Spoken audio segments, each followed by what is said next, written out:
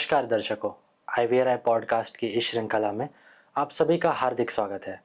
मैं Pranav Rajendra Hushe, BVSC and AH third year का छात्र, आज आप सभी के साथ एक बहुत ही महत्वपूर्ण विषय की जानकारी आप तक पहुंचाने के लिए यहाँ हाजिर हूँ।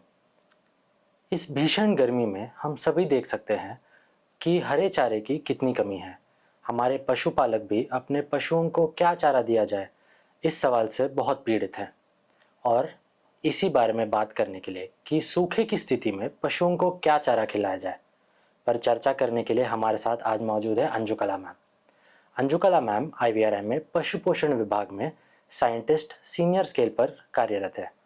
वे जुगाली करने वाले पशुओं के पोषण की विशेषज्ञ है और रूमन माइक्रोबायोलॉजी प्रयोगशाला की प्रभारी है।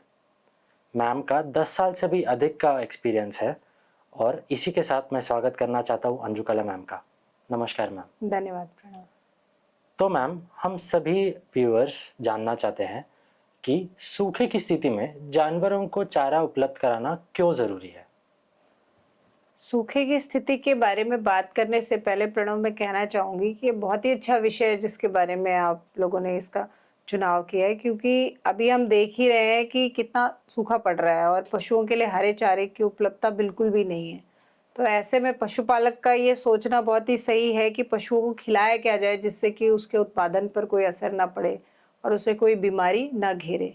तो ये जो सूखे की स्थिति है, इसका सीधा सा मतलब है कि वो समय गर्मियों का जिस समय कि हरे चारे की उपलब्धता कम होती है।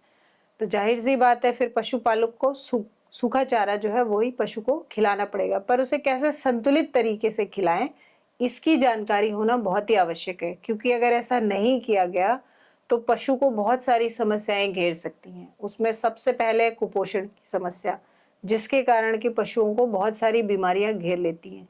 तो अगर पशु बीमार है, कुपोषित है, तो ऐसा पशु जो है उसका उत्पादन स्वाभाविक रूप से कम हो जाएगा। इसलिए बहुत ज़रूरी है कि इस सूखे की स्थिति में जब हरा चारा उपलब्ध नहीं है, तब पशु को संतुलित आहार को खिलाने पर ध्यान दिया जाए। इसलिए बहुत आवश्यक है कि इस टाइम पर इस सब की जानकारी हमें हो। धन्यवाद मैम, आपने हमें समझाया कि सूखे की स्थिति में पौष्टिक चारा उपलब्ध कराना क्यों ज़रूरी है।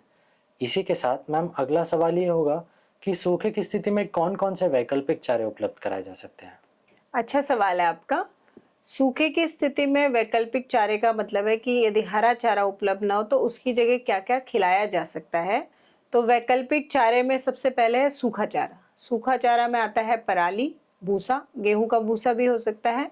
उसके अतिरिक्त अगर हमारे पशुपालक भाई चाहें तो साइलेज, अगर उनके साइलेज की अगर उपलब्धता हो तो उसका भी इस्तेमाल हो सकता है। साइलेज मक्का का या किसी हरी घास का भी हो सकता है। इसके साथ ही खल का प्रावधान भी किया जा सकता है। खल जो है वो सरसों की हो सकती है, सोयाबीन की खल हो सकती है, जितने भी हमारे तेल देने वाले अनाज हैं उनकी खल का इस्तेमाल किया जा सकता है, जो भी हमें उपलब्ध हो। इसके अतिरिक्त जो है चोकर या दलिया या दाल की चूनी, इस सब का इस्तेमाल भी कर सकते हैं। और बहुत ही ज़रूरी है कि इन सब के साथ खनिज यानी कि मिनरल मिक्सचर कहा जाता है जिसको, और नमक, वो भी पशुओं को पोषण के लिए लगातार दिया जाता रहे। तो ये सब वैकल्पिक व्यवस्थाएं हैं जो कि हरा चारा उपलब्ध न हो तो पशु को खिलाया जा सकता है। मैम, अभी आपने उत्तर देते हुए साइलेज इस शब्द का प्रयोग किया। ये साइलेज क्या होता है और इससे क्या-क्या लाभ हो सकते हैं, आप हमें समझा सकते हैं? देखिए प्रणव, ऐसा होता है कि जब मौसम बारिश का मौसम होता है तो उस समय हरी घास की उपलब्धता या मक्का की उपलब्धता जैसे है मार्च या अप्रैल के महीने में अच्छी होती है हरी मक्का की। तो उस समय जब हमारे पास हरे चारे की उपलब्धता हमारी ज़रूरत से ज़्यादा होती है तो हम उसे साइलेज के रूप में संरक्षित कर सकते हैं उस समय के लिए जब हमारे पास हरे चारे की उपलब्धता नहीं होगी। साइलेज बनाने के लिए क्या किया जाता है कि मक्का या हरी घास को वायु रहित वातावरण में सड़ाया जाता है एक तरीके से, लेकिन ये जो एनारोबिक प्रक्रिया होती है, इससे साइलेज जो बनता है उसकी न्यूट्रिशनल वैल्यू जो होती है, उसकी गुणवत्ता जो होती है वो बहुत अच्छी होती है। उसमें बहुत ही अच्छी मात्रा में ऊर्जा और प्रोटीन होती है। तो इस साइलेज का इस्तेमाल उस समय पशु के लिए किया जा सकता है जब हरे चारे की उपलब्धता नहीं है, और क्योंकि इसमें नमी का प्रतिशत बहुत अच्छा होता है तो पशु इसको आराम से खाता है मज़े से, और अच्छी मात्रा में फिर उत्पादन भी होता है पशु से। तो इसलिए साइलेज की अगर इस्तेमाल किया जाए इस समय पे, पशु के लिए अच्छा रहेगा। मैम, आपने कहा कि किसान और पशुपालक अपने जानवरों को भूसा खिला सकते हैं, पर वैज्ञानिक रूप से हम ये जानते हैं कि भूसे में पोषण कम होता है। तो इस भूसे की पोषण की कमी को हम कैसे पूरा कर सकते हैं? हाँ प्रणव, आपने बिल्कुल सही कहा कि भूसे में पोषण की मात्रा कम होती है, क्योंकि भूसा जो होता है वो ऊर्जा और प्रोटीन दोनों की मात्रा उसमें कम होती है, लेकिन उसको पूरा किया जा सकता है उसमें कुछ चीज़ों का मिश्रण करके। जैसे कि ऊर्जा की उपलब्धता के लिए उसमें शीरा मिलाया जा सकता है, गुड़ मिलाया जा सकता है, और प्रोटीन की कमी को पूरा करने के लिए उसमें खल मिलाई जा सकती है। सोयाबीन की खल हो सकती है, या फिर मूंगफली की खल हो सकती है, सरसों की खल भी मिला सकते हैं।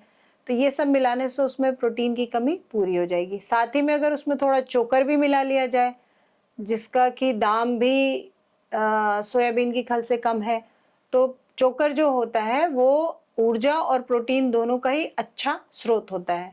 चोकर मिलाया जा सकता है। ये ज़रूर ध्यान रखने वाली बात है कि इन सब के साथ में भूसे में मिनरल मिक्सचर यानी कि खनिज मिश्रण 2% की दर से, मतलब अगर आप 100 किलो दाना बना रहे हैं तो उसमें 2 किलो मिनरल मिक्सचर, और वह 1% की दर से नमक, यानी कि 100 किलो दाने में 1 किलो नमक मिलाना अत्यंत आवश्यक है। इस तरीके से बनाया हुआ जो भूसे का आहार है वो पूरे तरीके से संतुलित होगा, और पशुपालक जो है आराम से इसको अपने पशुओं को खिला सकते हैं। धन्यवाद मैम, आपने हमें इतनी जानकारी दी। मैम, अंतिम में अगर मैं आपसे ये पूछूं कि पशुपालकों को आप और क्या सलाह देंगी? देखिए प्रणव, अभी तो हमने पोषण की बात की है, लेकिन इस गर्मी के मौसम में सूखे की स्थिति में पोषण के साथ साथ प्रबंधन जो है बहुत ही ज़रूरी है पशु का। तो प्रबंधन में क्या है, पोषण के साथ साथ पशुओं को जो है हवादार स्थान पे रखना चाहिए। उनकी जो रहने की गौशाला हो, उसका वेंटिलेशन अच्छा होना चाहिए, हवादार होना चाहिए, खिड़कियाँ होनी चाहिए उसमें, ऐसा ना हो कि बिल्कुल बंद है, उससे भी पशु को परेशानी होगी। उसके अतिरिक्त जहाँ पर भी आप उनको रखें, नहलाएँ उनको, दिन में 2 या 3 बार या तो उन्हें नहलाएँ या पानी का उनके ऊपर छिड़काव करें। ये सब चीज़ों का अगर आप इस्तेमाल करेंगे, और इसके अतिरिक्त आप उनको ग्रूमिंग जो होती है पशु की, जैसे नियमित ब्रशिंग है, नहलाना है, धुलाना है। साथ ही एक बात का ध्यान रखें कि उनको आप जब भी दाना या चारा दें, अगर गर्मी बहुत ज़्यादा है तो उस समय वो खाएँगे नहीं। तो बेहतर ये है कि पशुओं को उनका दाना या चारा या तो सुबह दें, सुबह-सुबह 5 बजे 6 बजे दे दें, या फिर आप फिर शाम को दें 5 बजे के बाद, ताकि उस समय ठंडक होती है थोड़ी और पशु अच्छी मात्रा में दाना और चारा खा लेगा। तो इस सब को अपनाने से काफ़ी हद तक पशुओं में जो समस्या आती है गर्मी में, उससे छुटकारा पाया जा सकता है। मैम, आपका बहुत बहुत धन्यवाद। आपने अपने इतना कीमती समय हमें दिया, और इसी के साथ मैं दर्शकों के साथ ये कहना चाहता हूँ कि आप भी हमारे साथ ऐसे ही जुड़ते रहिए और ज़्यादा जानकारी पाने के लिए, और IVRI पॉडकास्ट को देखते रहिए। धन्यवाद। धन्यवाद।